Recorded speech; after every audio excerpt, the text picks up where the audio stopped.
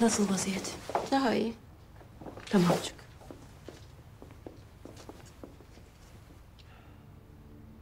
Abla kim bu?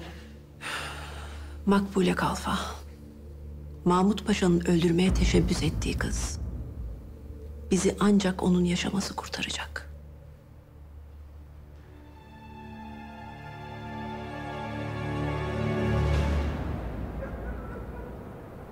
Seniha. Biz şahane bir evlat yetiştirdik. Batı medeniyetine vakıf. Siyasetten anlıyor. Ben Sabahattin'i maazallah Osmanlı hanedanının soyuna bir şey olursa hanedan kanı taşıyan bir insan olarak tahta çıkabilsin diye yetiştirdim. Olur mu öyle şey Mahmut? 6 asırlık geleneği bilmez gibi konuşma Allah aşkına. Canım ne var? Mithat Paşa Ali Osman oluyor da Ali Mithat neden olmasın derken haksız mıydı? Biz Mithat Paşa'dan az mıyız? Bizim ailemiz Mithat Paşa'nın ailesinden daha mı az? Üstelik Sebahattin hanedan kanı taşıyor. Mahmut sen ne konuştuğunun farkında mısın? Hayalperest olma. Seniha Sultan, ben her şeyi düşündüm. Sen yeter ki abin Murat'ı padişah olması için ikna et. Sonra? Sonra ben sadrazam olacağım. Abin Murat yaşlandı. Devleti ben idare edeceğim. Daha sonra Allah gecinden versin hak vaki olup da padişahımız Murat Han vefat ederse tahta oğlumuz Sabahattin çıkacak. Sen önce abin Murat'ı padişah olması için ikna et. Ben her şeyi düşündüm. Yapamam Mahmut.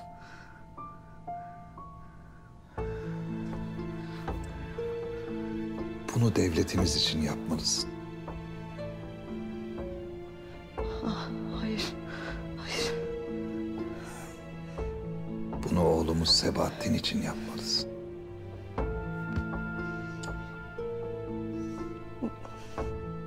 Hem sen saraya bidar kadın gibileri layık değildir derken ne kadar da haklıydı.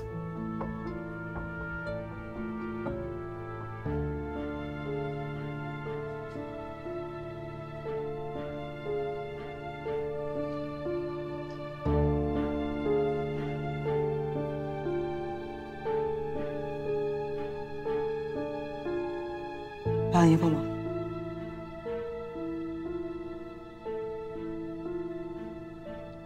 Lakin Murat'ı ancak kızları ikna edebilir. Seniha Sultan. Valide Sultan olacaksın Seniha. Valide Sultan olacaksın.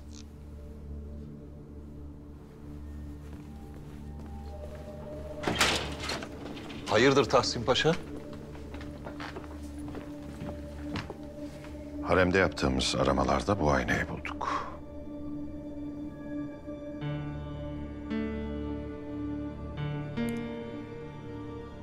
Sanıyorum hünkârımızı zehirleyen toz. Ayna kiminmiş?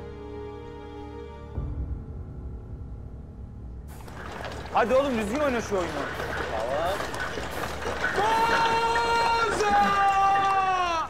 Selamünaleyküm, hayırlı akşamlar. Aleykümselam. Tamam oğlum atıyoruz. Ne Hadi. sinir yapıyorsun ya? Senin düğmen mi kopmuş?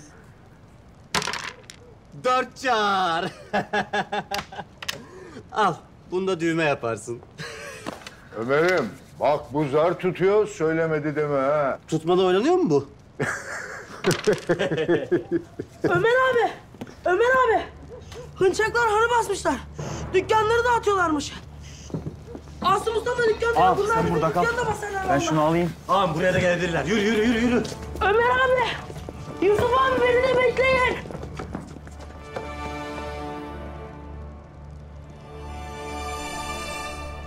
Bana bakın. Dükkanları kapalı olanları da söyleyin. Bundan sonra dükkanlar açılmayacak. Arabaları kapatacaksınız. Burada pazar açmak için bize vergi de verseniz Kabul etmeyeceğiz. Abdülhamid'iniz gidici. Siz de geç olmadan pılınızı pırtınızı toparlayın buradan gidin. Yoksa Abdülhamid'in peşinden sizi de cehenneme yollarız. Nereye yolluyorsunuz lan bizi? Sultanınızın yanına. Konuşma lan.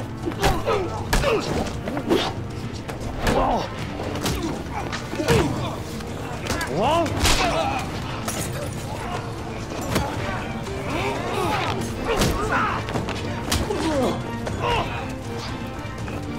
Ömer! Bu kahpe saldırma çekti.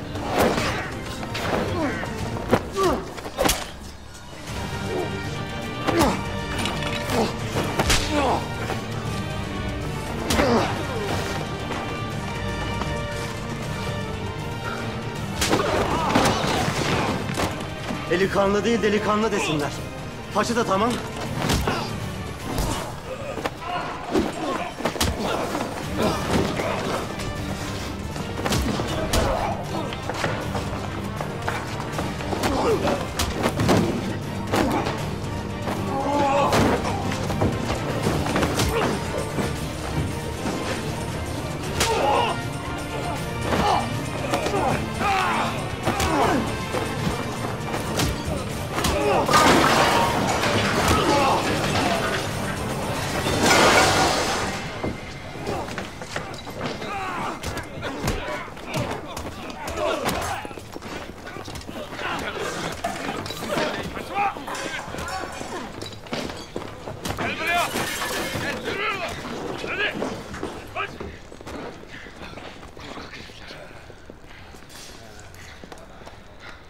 Allah razı olsun Ömer evladım. Beni niye beklemediniz Ömer abi? Yusuf abi yaralandın mı? Ne geveliyor bu uşaklar? Duymadınız mı? Hünkârımız hastalanmış. Söylentidir, söylenti. Hadi toplayalım burayı. Hadi bakalım. Hadi lütfen, hadi.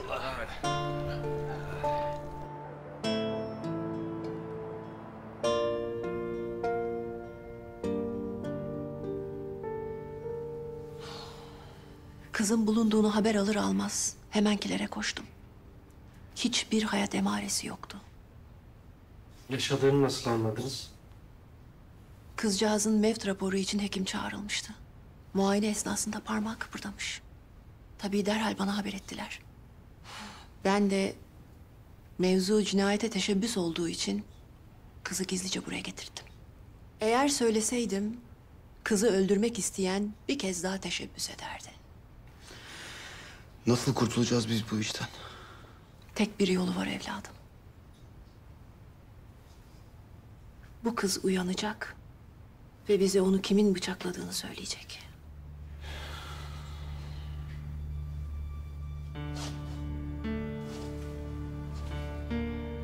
Abdülkadir, koş hekime haber ver. Hadi.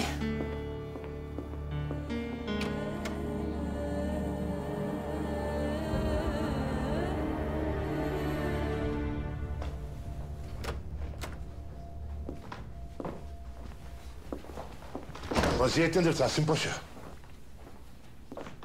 Zehri bulduk. Hekim Paşa'ya götürüyorum, tetkik edecek. Zehri nerede buldunuz paşam? Hünkârımızın suikast esnasında çarptığı bir kız vardı.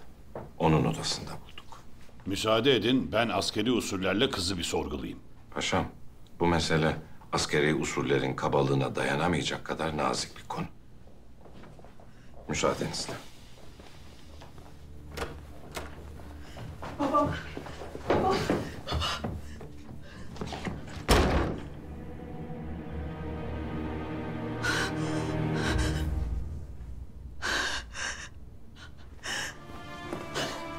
Kızım. Güzel kızım, ağlama.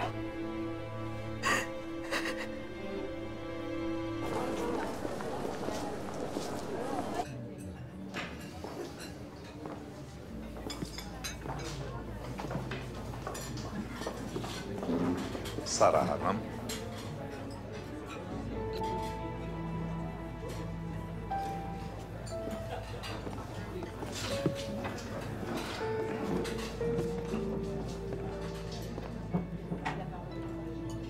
size geniş bir şekilde malumat vereyim.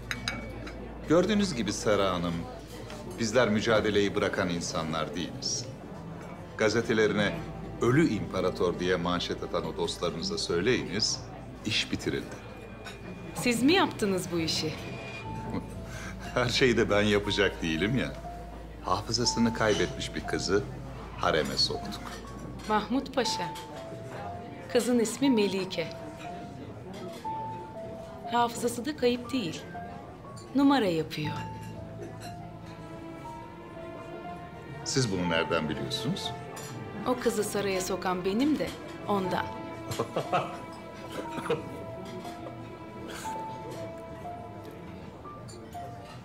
Canım ha siz ha biz ne fark eder? Sultan ölüyor.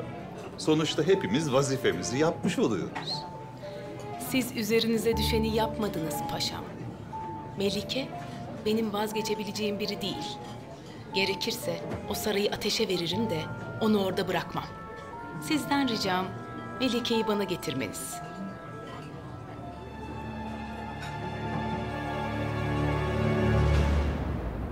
Aslan kızımız bu aynadaki zehri odasında bulmuş. Ne olduğunu bilmeden bize getirmiş. Kimmiş bu kız baba? Bilmiyoruz. Lakin anladığımız kadarıyla beni zehirlemek üzere saraya gönderilmiş. Biz de Hekim Paşa'dan kısa süreliğine zehirlenme emareleri gösteren bir karışım istedik. Herkes sultanımızın zehirlendiğini sansın diye. Peki neden? Paşalarımızdan biri ihanet içinde kızım. Onu ortaya çıkarmak için başka yolumuz kalmamıştı. Peki şimdi ne olacak? Ketum olacaksın. İyi olduğumu kimseye söylemeyeceksin. Sizin iyi olduğunuzu öğrendim ya babacığım. Ben susarım. Allah sizi başımızdan ayırmasın. Kızım. Kızım.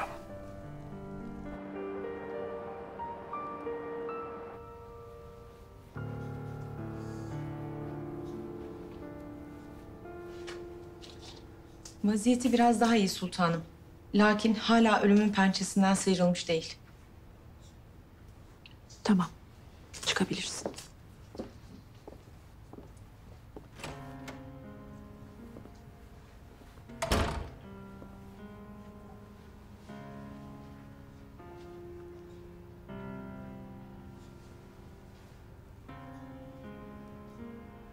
Biz saraya dönelim Abdülkadir.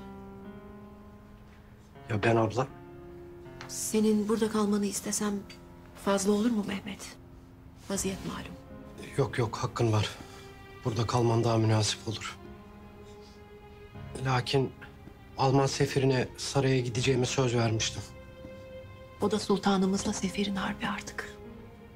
Sen burada kal.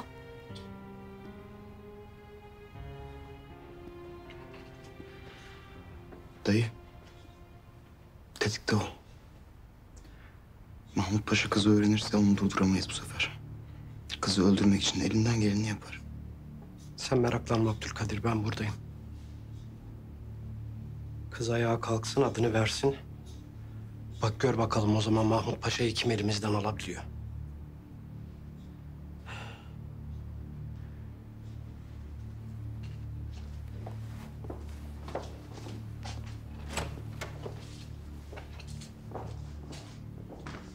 Daha düne kadar bir garip kalfaydın.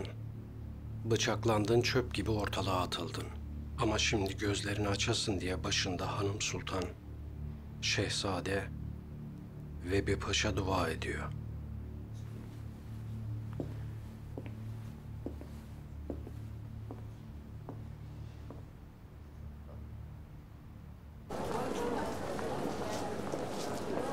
Sultanın ölümünü bekleyemeyiz.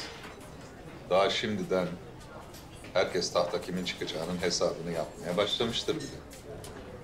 Abdülhamit'in olmadığı bir Osmanlı'yı ben bile parmağımda oynatabilirim. Başkalarının önemi yok Mahmut Paşam. O gittikten sonra sadece biz olacağız. Fikri bile heyecan verici. Abdülhamitsiz bir payitaht. Lakin peder beyim haklı. Hamle zamanıdır. Ne yapacağız? Siz Herzl'a haber göndereceksiniz. Herzl elindeki sermaye ile derhal İstanbul'a gelecek. Demir yolları için toplanan yardım paralarının himayesi hala benim elimde. Ben borsada Herzl'a paraları kaybedince bu sadece iktisadi bir başarısızlık olarak görülecek. Ben Osmanlı diyorum. Siz para. Sara Hanım, bir padişah gidiyor. Yerine yenisi geliyor. Bu yeni bir nizam demektir. Yeni bir nizam daha çok insanla sağlanır.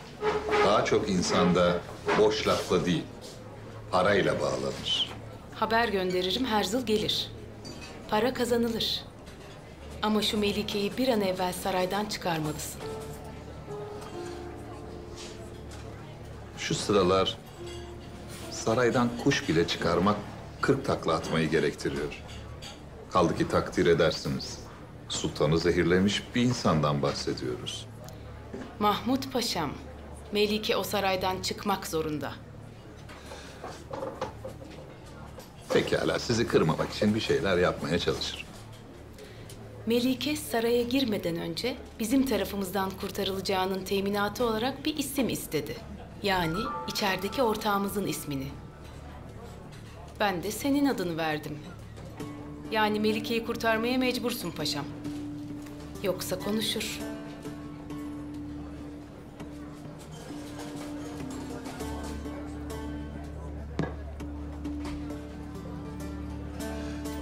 Bizim için sultanı zehirlemeyi göze alan birine arkamızı dönecek değiliz.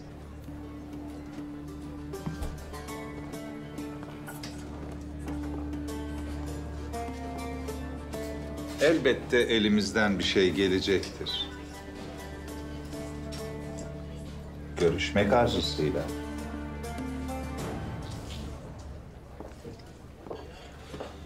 Sanırım sen oturacaksın Sara.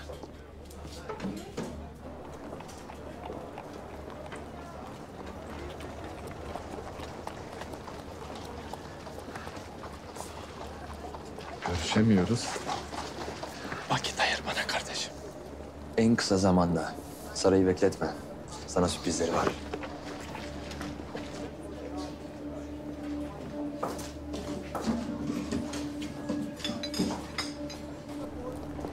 Kim bu çocuk?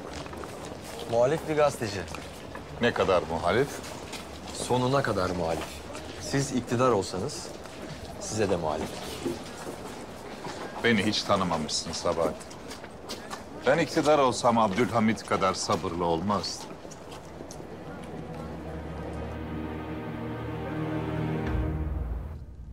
Tahsin Paşa, Buyurun hünkâr. herkes Ahsen kızımızı öğrendi mi? Hünkârım, emir buyurduğunuz gibi. Bütün paşalar sizi kızın zehirlediğini zannediyor.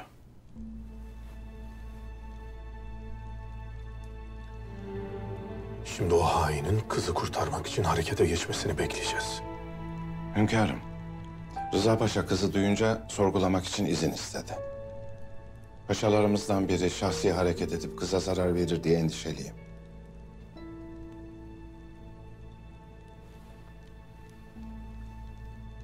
Salondaki herkesi gönderin. Kızımızı içeri alın. Yanımızda olsun. Nasıl emrederseniz hünkâr. Tahsin Paşa. Buyurun hünkâr. Az evvel biri türkü söylüyordu. Kimmiş o? Askerlerimizden biri. Gizlenmiş. Lakin ikaz edildi hünkâr. Latif sese, ince hisse ikaza lüzum yok paşa. Bir ara huzura çağıralım o genci. Emredersiniz hünkâr.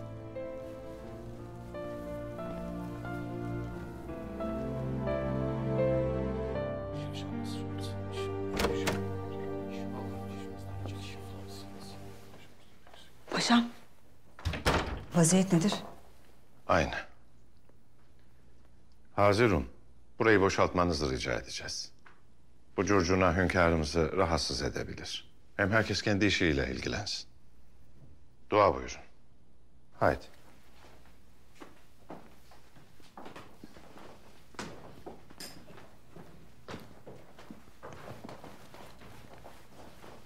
Paşam, Paris'ten Fatma Pesent hanımefendi göndermiş.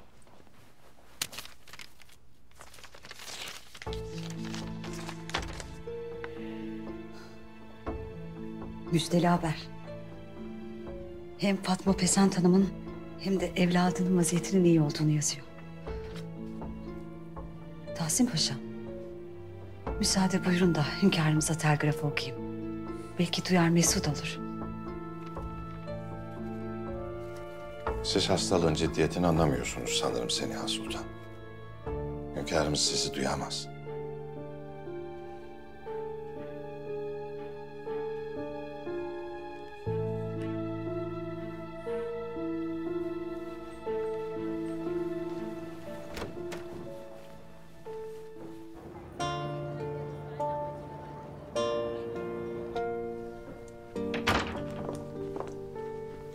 Sultanıma sıhhatli ve hayırlı bir evlat vermek en büyük emelim.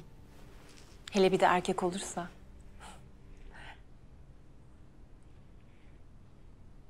Belki onu da talihi yaver gider Abdülkadir Efendi gibi. Senin gibi güzel bir kızla evlendiririz. Sultanım, utandırıyorsunuz beni. Ne yani, özlemedin mi onu? Adını duyunca yanakların alal oldu.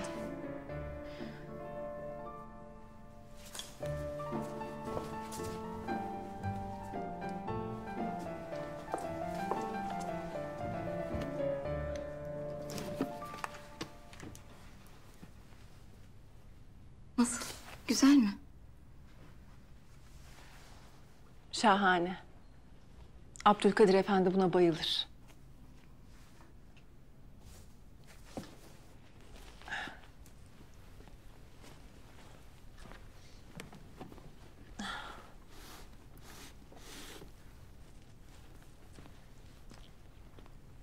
Ne o sultanım?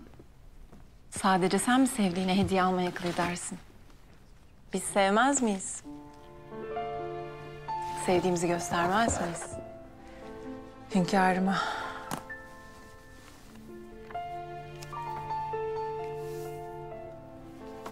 Şuna baksana.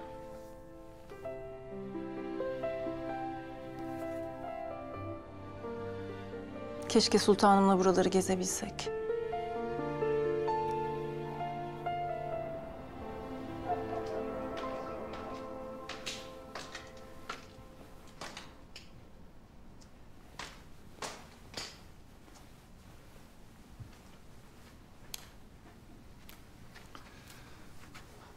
Seni nereye gönderirsem göndereyim, günün sonunda gene mahzende buluyorum Hiram Efendi. Mahmut Paşa'm sadrazam olmuş, haberin yok. Kalk, kalk, kalk. Ne oluyor paşa? Abdülhamit ölüyor. Azrail bizim için fazla mesai yapıyor, sen burada yatıyorsun. Ne oldu? Sonunda kendine kurşun sıkmaktan sıkıldın. Sultana mı sıktın? Zevzekliği bırak. Hem bu sefer kurşun değil zehir. Ne yaptın? Sultanı mı zehirledin? Ben değil. Kim peki? Melike namlı bir kız. Kalk hadi kalk. Kalk. Yaklaş bakayım yaklaş. Yaklaş.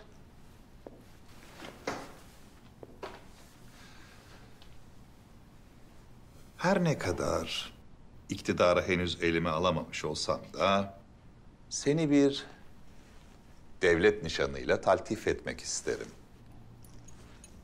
Gel.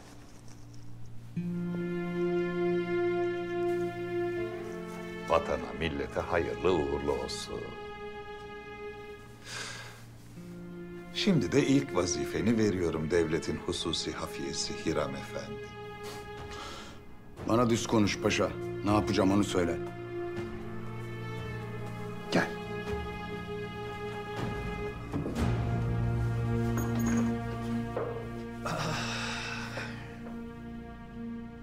Doğruca Lebon kafeye gideceksin. Orada camın altında Sara Hanım'ın karşısında bir genç oturuyor. İsmi Samir. Gazeteci, muharir. Onu takip edeceksin. Bu genç adam Sara Hanım'dan ayrıldıktan sonra onu bir köşeye çekeceksin. Ona Abdülhamit'in özel hafiyesi olduğunu söyle. Unutma, Abdülhamit'in özel hafiyesi. tehdit edeceksin. Eğer Abdülhamit'e muhalif yazılar yazmaya devam ederse alnının ortasına kurşunu yiyeceğini söyleyeceksin. Sen de beni iyice tetikçi yaptın paşa. Ben sebepsiz yere adam öldürmem. Ne düşündüğünü söyle de tetiği kolay çekeyim. Bizim Sebahattin'in dediğine göre bu gazeteci, biz iktidar olsak bize bile muhalif olurmuş. Ne güzel işte. Hakiki anarşist. Doğru. Hakiki bir anarşist. İşte zaten bu yüzden senin tehditlerinden korkmayacaktır. Daha bir hırsla yazılar yazacak, Abdülhamit'e daha çok hücum edecektir. İyi de sen şunu unutuyorsun paşa. Ben tehdit edersem öldürürüm. İyi işte. Benim de senden istediğim bu. Bu gazeteci. Yazılarını bitirdiğinde adamı öldüreceksin. Gazetecinin ölümünden sonra muhalif halk sokaklara çıkacak. Sokaklarda kargaşa olacak. Abdülhamit ölecek, yerine Murat padişah olacak. Ne anladık biz bu işten? Sultanın biri gitti, biri geldi. İşte ben tam bu anda olaya dahil olacağım. Kargaşa içindeki halkı evlerine yollayacağım.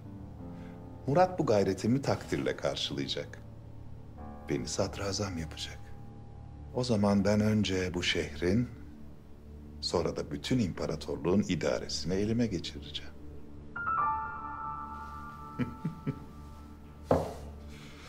Hadi gel. Gel iş başına.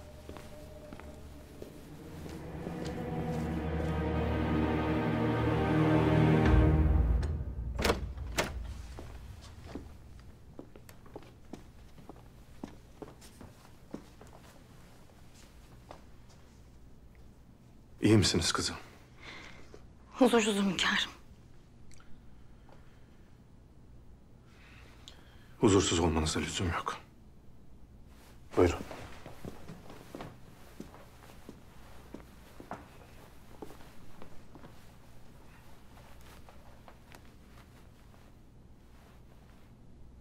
Hünkârım, zihnim, kalbim, mazim.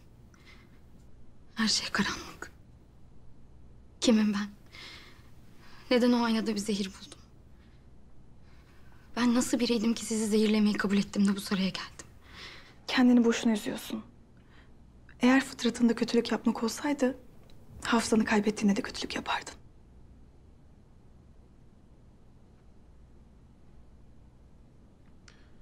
Naime doğru söylüyor kızım. Ama hünkârım, mazim istikbalimi hapsediyor. Daha düne kadar kim olduğumu merak ederken artık bilmek istemiyorum. Ya ben kim olduğumu öğrendiğimde sizi öldürmek istersem? Ben kendimden korkuyorum. Mazinde nasıl biri oldun mühim değil kızım. Mühim olan şimdi kim oldun. Eğer sen bana o zehrin varlığından bahsetmeseydin, içimizdeki hainleri yakalayamayacaktık. Lakin şimdi bir ihtimal var.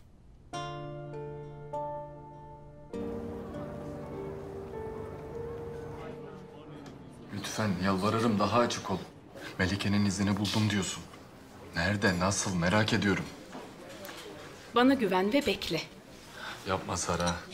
Melike için ne kadar endişeli olduğumu görmüyor musun? Bana güvenmiyorsan lütfen masamı hemen terk et. Devlet zalim. Hayat yabancı. Sen ise hürriyetim olan kardeşimi saklıyorsun benden. Hadi ama Samir. Sen hürriyet mücadelesi vereceğim diye kız kardeşini manastırda bırakıp buraya geldin. Şimdi onu merak ediyor gibi yapma. Lütfen. O kanlı sultanın emriyle babam öldürülmeseydi ben buraya gelmezdim. Melike de yalnız kalmazdı. Köyümüzde mesut yaşardık. Evet, mesut yaşardın. Fakat asla bir yazar olamazdın. Felaketlerin bizi uğurladığı bir yolda yürürken hep babamın ölümünü düşünüyorum Sara. Yazarken tek gayem sultandan babamın intikamını almak. İşte yanlışa düştüğün yer. Bir cinayetin intikamını ancak bir cinayetle alabilirsin. Yazarak değil. Eğer ben de öldürürsem sultandan ne farkım kalır? Hadi oğlum. Hadi uyku. Milletin atı gidiyor. Oynama oğlum şu yalanla. Ne rahatlık lan? Kardeş daha bu ne kadar duracak? Ne bileyim Yusuf. Yük mü ağır geldi acaba? Hafifken gidiyor sanki. Vallahi adamlar mal bekliyor. Ne yapacağız? İş başa düştü.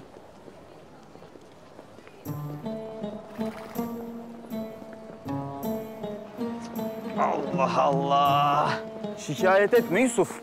Şükret. Yüzsüz bu. Kendisini de taşıtabilirdi. Ha.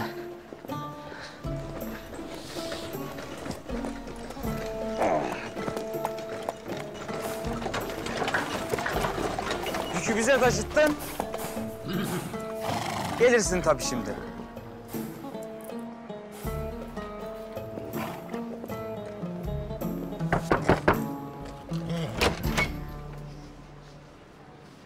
Ben depoyu açayım.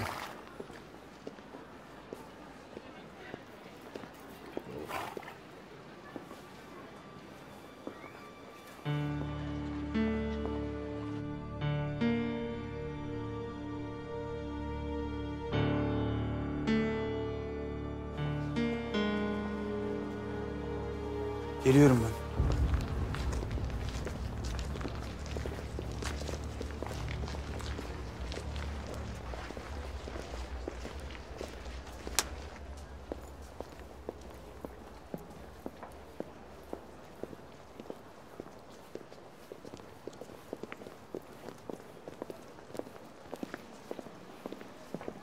Hayırdır oğlum? Ya şu saraydaki kız var ya. Onun üzerinden düşen bir fotoğraf vardı da ben almıştım. Neyse, fotoğrafta kızın yanında genç bir adam daha vardı. Onu gördüm. Kızcağız hafızasını kaybetmiş. Hiçbir şey hatırlamıyor. Yetişeydim şu adama. Yardımımız dokunurdu kızcağıza. Belli ki bir tanıdığı.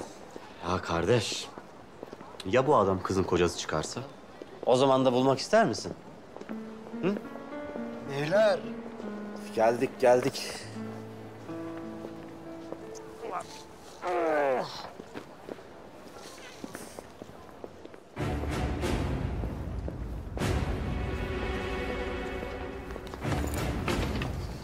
Hayırlı akşamlar Samer Efendi. Tanışıyor muyuz? Sen bizi tanımazsın ama biz seni iyi tanırız. Gazeteci olduğunu, sultanımız hakkında ileri geri yazılar yazdığını iyi biliriz. Bu yüzden mi takıldın peşime? Beni korkutacağını mı sanıyor sultanınız? Benim kalemim çeliktendir. Kırılmaz.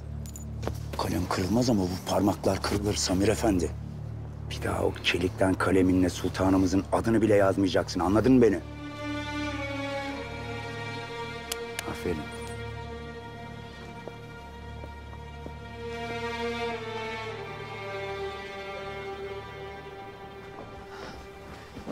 Tahsin Paşa. Doğru mu duyduklarımız? Maalesef. Anne! Dur gel. Nasıl olur paşam? Ne olmuş? Sultanımızın merhamet gösterip saraya aldığı Assem midir nedir? O yapmış. Sultanımızı o zehirlemiş Abdülkadir. Odasında zehir bulduk. Hayır. Hayır. O kız bunu yapmış olamaz. O kız bir güvercin yaşasın diye bütün gün dua etti. Ya demek bütün o merhamet nümayişleri hepimizi kandırmak içinmiş. Sen gel bir güvercinin hayatını kurtar. Sonra nişanlı olan şehzademizin aklını çel. Hala. Seniha Sultan. Şu anda sizinle uğraşamayız. Lütfen çekiliniz. Giremezsiniz. Ne demek? Hünkârımızın son emri içeri kimseyi almayın oldu. Seniha Sultan doğru söylüyor. Hem bu sizin için mühim bir hadise olmasa gerek. Aradan kaç saat geçti. Bakıyorum da böyle bir felaketten yeni haberiniz oldu. Yeter! Yeter. İçeride babam can çekişiyor, yeter! Yettiniz.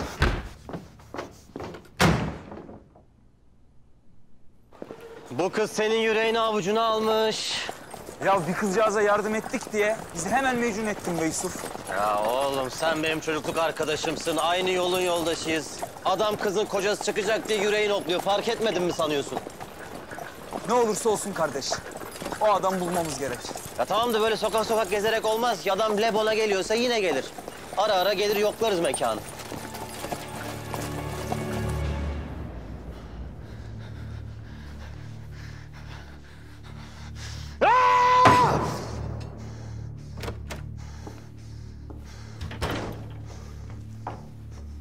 Kendine gel Abdülkadir. Kendine gel. Sen kendinde misin? Babam ölüyor. Hayır, ölmüyor. Baban ölmüyor. Eğer sultanıma bir şey olsaydı ben hissederdim. Benim içim titrerdi. Bak içeride neler oluyor bilmiyorum. Ama Allah'ın izniyle baban iyileşecek. Benim gibi oğlu varken babam nasıl iyi olacak anne? Nasıl?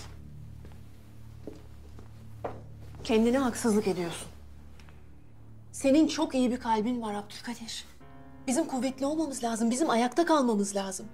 Baban iyi olsa bile oğlum hiçbir zaman bize hücum edenler durmayacak. O yüzden senin kendine gelmen lazım. Anne ne yapacağız?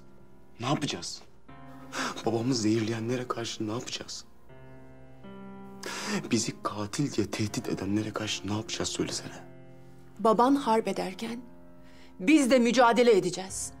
Tamam. Nasıl? Eğer kız uyanmazsa Mahmut Paşa'nın senin kasana koyduğu bıçak seni mahkum eder. O kızı öldürmediğini kimselere anlatamayız. Sabahattin'le konuşman lazım. Sabahattin'in bu işin içinde olduğunu düşünmüyorum anne.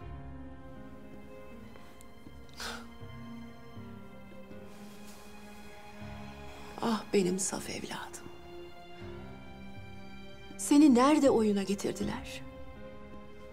Bütün hikaye nerede başladı Abdülkadir? Lokalde. Lokalde ya. Sen de onu lokalde oyuna getireceksin. Konuş Sabahattin'le. Canım sıkkın, kafamı dağıtmam lazım de. Lokale çağır. Ama bu sefer sen onun kafasını dağıtacaksın. Abdülkadir. Mahmut Paşa'nın senden aldığı anahtarın yerini öğrenmen lazım.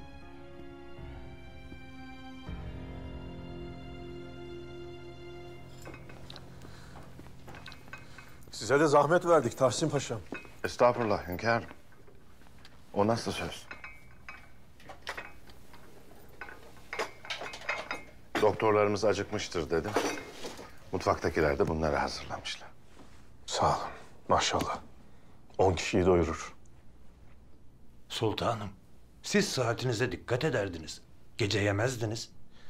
Bu gece yemeği değil Mavroyani Paşa. Sahur. Yarını Allah kursağımızdan o zehri geçirmediği için şükür niyetine oruçlu geçirelim dedim. Allah kabul etsin hünkârım. Amin. Buyurun Tahsin Paşa. Buyurun. Mavroyani Paşa, sen de buyur. Buyur paşa. Hazreti İsa Efendimiz de oruç tutardı, buyurun.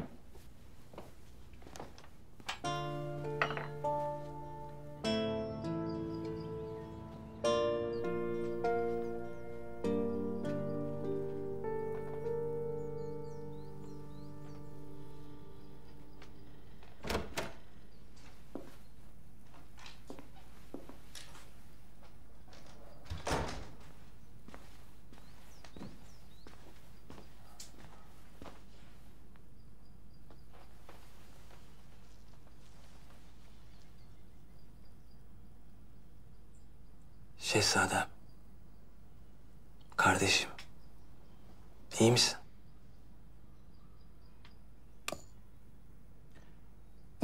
bütün gece?